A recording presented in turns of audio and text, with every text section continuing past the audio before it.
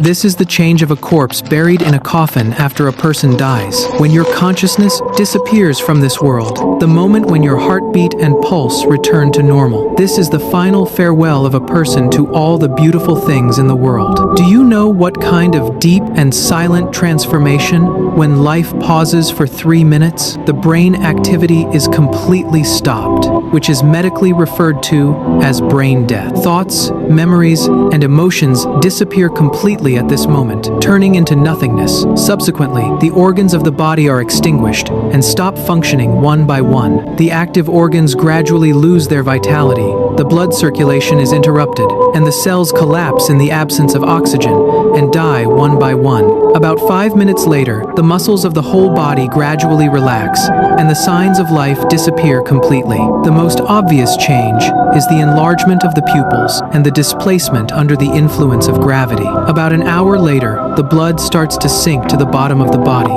and the corpses slowly appear, like the color of the egg on the map. Gradually, all over the body, there will be a mark of death on the skin. Death lasts about 2 hours. As the muscle tension disappears completely and the internal biochemical reaction progresses, the body enters a state of wetting. The originally soft body becomes unusually stiff, and a clear contrast is formed with the previous relaxation. It's as if this is the last stand of life. So, why do we often place the body in the coffin? The main purpose is to isolate the air as much as possible and delay the process of corruption. This is also the last gentle protection of the dead. However, this layer of protection can only last 48 hours. The bacteria in the body have long made the organs vulnerable. They release the so-called wet chemical substances in the mucosa, giving off a suffocating smell. This smell not only indicates that the organ is rotting, but also attracts a group of mosquitoes. The maggots they produce begin to devour the body. Even if most of the body has been consumed, it will not stop. Instead,